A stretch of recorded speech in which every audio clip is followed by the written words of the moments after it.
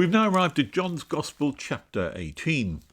And at this point, we change from the descriptive prayer of Jesus from chapter 17 into a narrative form. Here we now return back to envisaging what actually was taking place straight after they decided to leave the upper room and head over to Gethsemane. John 18, verses 1 to 11. When he had finished praying, Jesus left with his disciples and crossed the Kidron Valley. On the other side there was an olive grove, and he and his disciples went into it. Now Judas, who betrayed him, knew the place because Jesus had often met there with his disciples. So Judas came to the grove, guiding a detachment of soldiers and some officials from the chief priests and Pharisees. They were carrying torches, lanterns, and weapons. Jesus, knowing all that was going to happen to him, went out and asked them, "Who is it that you want?"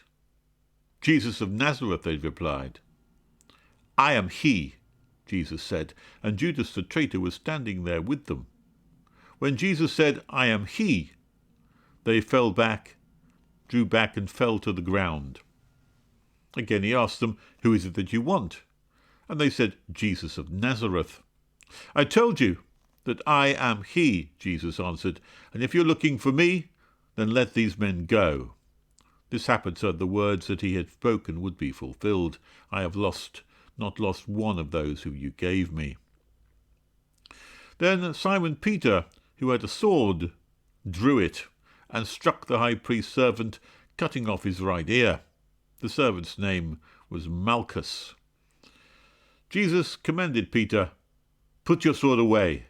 Shall I not drink the cup the Father has given me?" So here, what we need to do in order to get inside and understand this passage is try to evoke the picture of what this is like and try to put ourselves as closely as possible as we can into the position of what was happening that night, and then to understand too exactly the circumstances around what was going on. So let's try and do that. First of all, we have to understand that we are very late in the evening. We've had supper. It was dark when Judas went out, was told to go out after the supper and go and do what he had to do. And from that point on, there were a number of discourses, long talks, speeches, the vine, then the prayers for himself and for the disciples and for those who were believers. And this set of events must have taken a significant amount of time. I don't think that we would be far wrong if we're thinking of round about 11 o'clock maybe, just before midnight possibly, and the events that took place when finally they left that upper room. Now, having left the room, you can have to imagine then a band of, well, at least 12, Jesus and 11 disciples, but maybe one or two others as well who had been there. It was John Mark's place, and he may have accompanied them also. There may have been other people who were around at that time, part of the household, who also went just simply to be with Jesus and to listen to what he had to say. So we're talking about a band of 12 as a minimum, 12 people. They leave the city. There's a gate and the eastern wall where they can go out, and they head in the night of an April night, not warm, not cold, somewhere in the middle. And during this time, they then make their way down across the Kidron Valley. This is a valley of great history where many things had taken place from the Old Testament and was well known. They went down into the valley, and it's in the winter time it becomes a babbling brook or stream, a muddy kind of stream, which is what the term Kidron really means. And in the springtime, that all dries up and it becomes a dry valley. They cross over the valley and they head towards a garden of olive groves where olive trees are based. And you can imagine the moonlit night, the number of people travelling, and some of them have got weapons with them, as Jesus once, Peter, said that he was carrying a sword. How many swords should we take with us? We have 2, that'll be enough, said Jesus. They were expecting some kind of trouble, but they were unsure as to whether something would happen.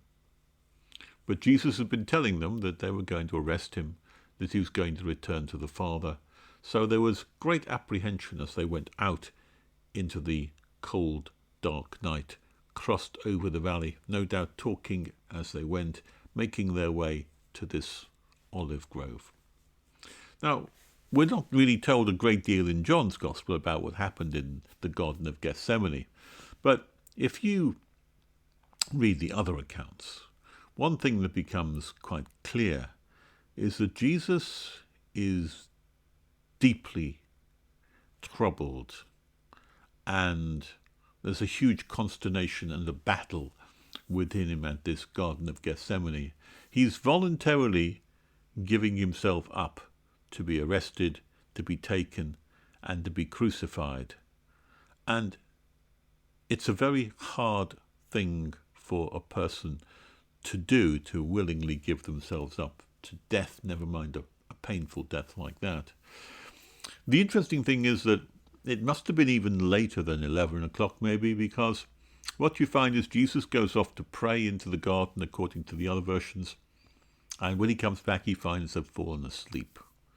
And it doesn't happen once. He says, "Can't you keep awake?" And he goes off and prays again. He comes back and they're fallen asleep again. These are people who are strong fishermen, used to night vigils, and yet even now they're falling asleep.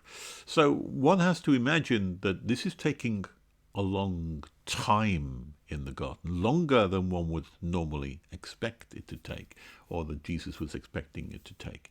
Something has happened here. Jesus has sent Judas off to tell the authorities that he's ready to be taken. Judas goes off to betray Jesus in this way. And instead of it happening rather quickly, it all takes a long time, so long a time that everyone is falling asleep, waiting. The disciples are probably wondering why they are being kept in this garden for so long. Why don't they get home to their beds as they would normally do over in Bethany? Why hasn't that happened? But no, Jesus wants to keep them there waiting. And they know something is about to happen, but they cannot keep awake because it's so late in the night. We must be talking about 1 o'clock, maybe 2 o'clock in the morning. And they've waited all that length of time for Judas and his band of people to come. Eventually, after what must be a number of hours, you see Judas starting to make his way. Now, it says here that when they finished praying, they crossed the Kidron Valley. On the other side, there was an olive grove, and Jesus' disciples went into it. Now, Judas, who betrayed him, knew the place where Jesus had often met there with his disciples. So Judas came to the grove, guiding a detachment of soldiers and some officials from the chief priests and Pharisees, and they were carrying torches, lanterns, and weapons. Now, the first thing that strikes you as being unusual and difficult in this passage is, how did Judas know where to find Jesus?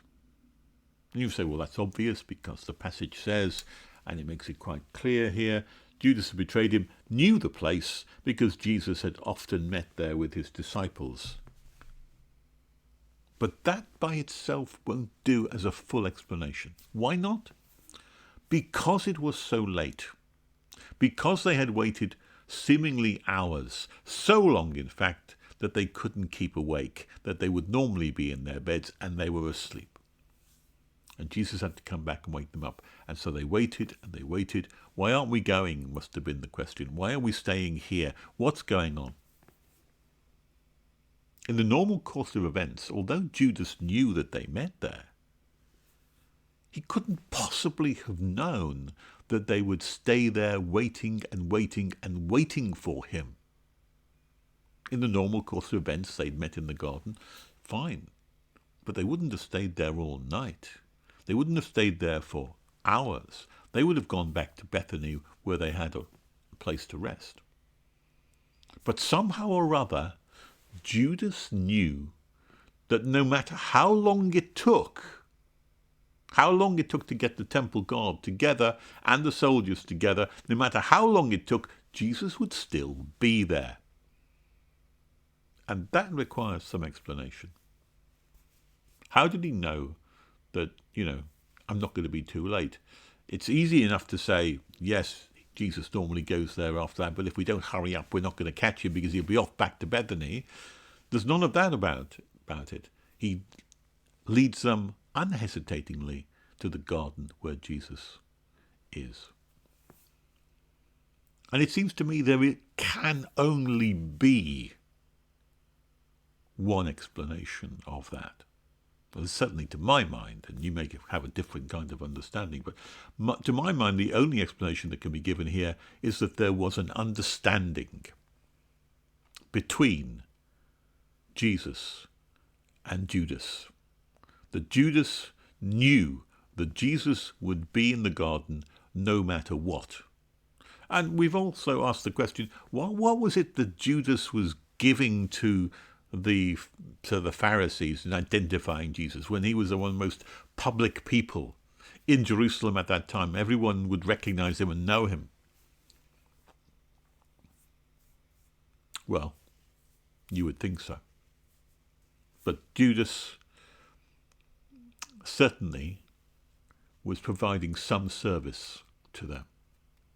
And he knew exactly where he would be, even though he was late to the party, late to the meeting. Was late probably because it took some time to gather that group of people together. If you look at who the people he took with him were, they included a detachment of soldiers, not said how many are in this cohort. There may have been a dozen. There may have been more than that.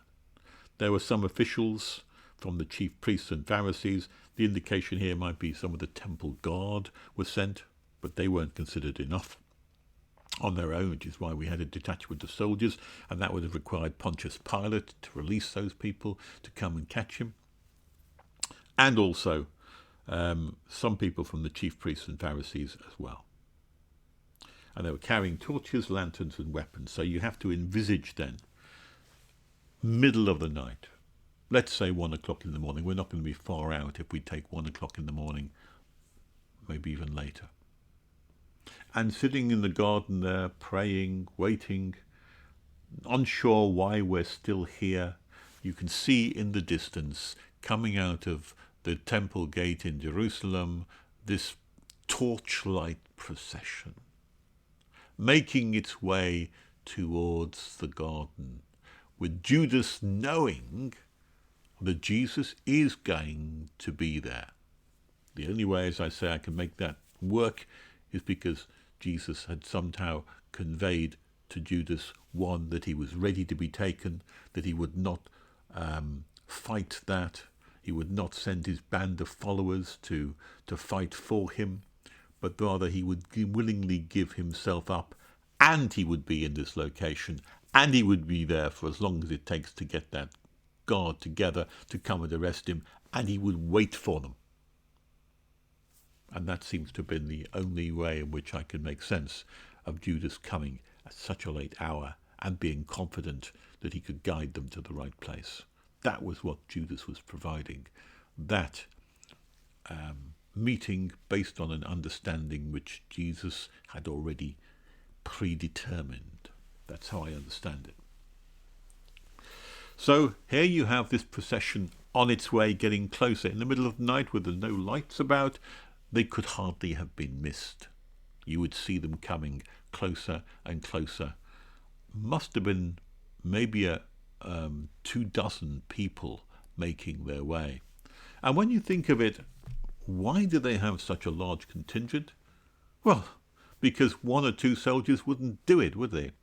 If you've got Jesus and 11 disciples and maybe 1 or 2 others as well, if you have that group of people, how are you going to arrest the central guy? Because the 11 are going to defend him. You're going to need a more powerful force than 12 people. You're going to need twice that number, because you may have to subdue all of that crowd of people to stop them from taking Jesus from them. So they amass a sizable force. And it must well be, too, that they were incredibly worried about the taking and the arrest of this person who had done things that nobody else had done, who had shown powers that no one else had shown, who could perform miracles, who could walk on water, who could still storms, who could multiply loaves and fishes, who could make water into wine, who could do all manner of things that no one else could possibly have done. And even if you didn't believe it,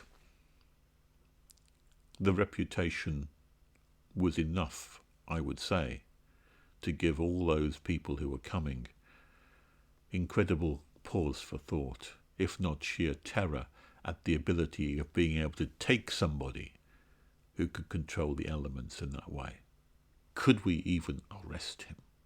Would it even be possible? Don't even think we could do it. Jesus has assured them that they can. And it's that assurance is what he's being paid for. So, seeing them coming, seeing them arrive, Jesus, it says, goes out to them. Now that's an interesting thing. Knowing what was about to happen to him, he went out and asked them. Now, going out from where? Well, I think the most likely thing is that he didn't just come out from amongst the trees or somewhere, as Calvin seems to think he did, but rather that he actually left the garden, or the gate of the garden, and went to the threshold of the gate and went there. Why? Well, the thing which is most on his mind is this idea that you can have me, but you leave the disciples alone. Separating himself from the disciples, taking himself to the very threshold of the gate, making himself personally vulnerable so that they could easily take him without the others being necessarily close on his heels and present. That seems to me the picture here. However, such is the fear, such is the terror of the night time and the appearance of the powerful presence of Jesus Christ. And he asks them, "Who is it do you want?" And they say, "Jesus of Nazareth," they reply. And I can imagine Jesus says, "I am he." One thing which everyone is struck by when Jesus speaks is the authority with which he speaks with. Here is someone who speaks with authority and must have made it quite clear by the way in which he said, "I am he," that he spoke with a fearsome kind of authority. The effect of it, before men who had been anxious, worried, and afraid of what Jesus might be able to do under such circumstances, was, it says here, Judas was standing, the traitor was standing there with them. When Jesus said, "I am he," they drew back and fell on the ground. Why would they do that? This is the action of people who are in terror, who are awestruck, who are probably, as they're walking through the night, wondering if they're walking to their own doom. Why? Because they're confronting someone of immense power, and they're not even sure that they can take him. even though Judas says it could. They drew back and they fell to the ground. And Jesus says, I ask them again, who is it that you want? They're repeating that. He's offering himself to them. And he does so quite deliberately and purposefully. He knows exactly what they want. He knows that they want him. And they fail at that first juncture to be able to take him through their own fear. He presents them himself again. Who is it that you want? And they said, Jesus of Nazareth. I told you, I am he, Jesus answered. And if you're looking for me, then let these men go. Now, that is a statement which changes things. Because what that is an acceptance of my arrest. If you're looking for me, let these men go. In other words, I'm happy for you to arrest me if you let these people go. I'm happy to go along with you. That's what this statement is saying. Leave these alone and I will come with you. That's the clear statement. Now, before he'd said that, they were not even sure that he would let them arrest him. He had the power not to be arrested if he wished to exert it. They felt that at any rate, because of the nature of this supernormal man. He said, let them go and you can have me. That's basically the implication.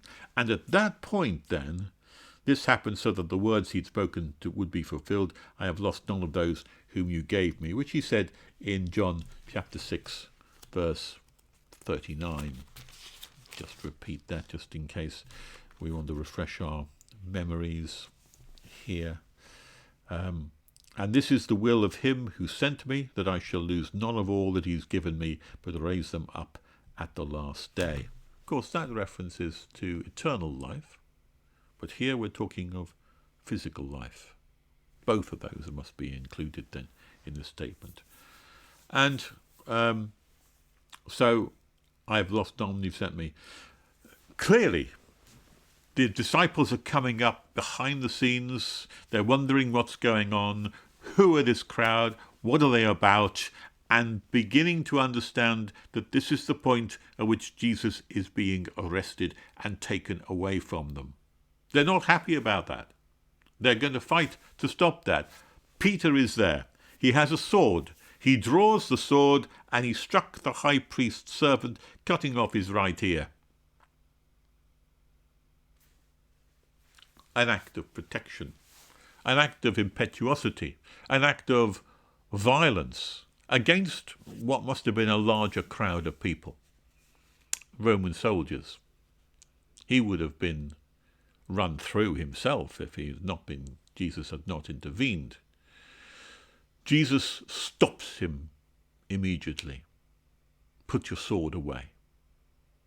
He prevents a battle then, which I think the authorities must have feared, a battle between their contingent of soldiers and the disciples who would have been slaughtered at that point, because Roman soldiers take no prisoners in that respect, and they're fully armed.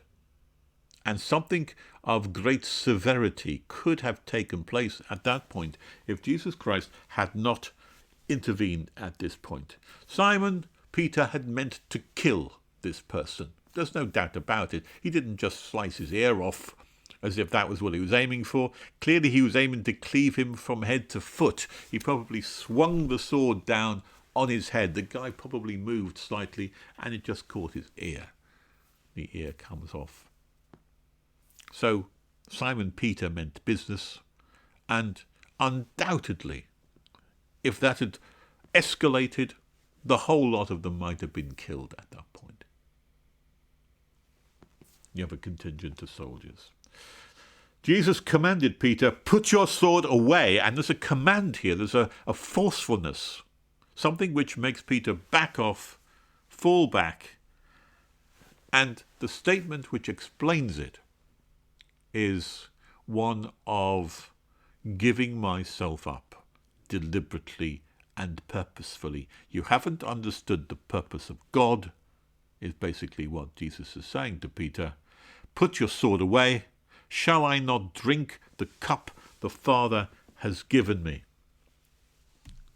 Jesus forever speaks in metaphors, because the metaphors are more powerful than direct speech. And the metaphors can teach us things which ordinary speech can't. Drinking the cup that the Father has given conveys a number of things. First of all, it's a cup which is a picture of what we receive from God, and that we have within life a range of things that come our way, given to us, says Jesus, by God in this picture. It's a cup which is given to us, and sometimes that cup can be full of joy and rejoicing, a cup of wine, and sometimes that cup can be bitter and unpleasing and difficult to drink, of bitter herbs like gall. And it's God who decides what to put into the cup, and it's God that offers it. And Jesus says, shall we not accept from God both good and bad, if it is God's will? And he puts it this way, shall I not drink the cup my Father, or the Father, has given me? And in his case, the cup is a bitter one, a cup of pain and death and suffering, arrest first of all, mocking, scourging, derisory, humiliation, pain, suffering, crucifixion, torture. All of that is in this cup, and he is being led away in the middle of the night, and the thing which he has done was to protect everyone else by giving himself up voluntarily. All the other disciples withdraw, they fall back because they realize that they too could be arrested. Peter withdraws, John withdraws, they all withdraw. Jesus is led away. And that's where we're left at this particular point, at John 18, verse 11.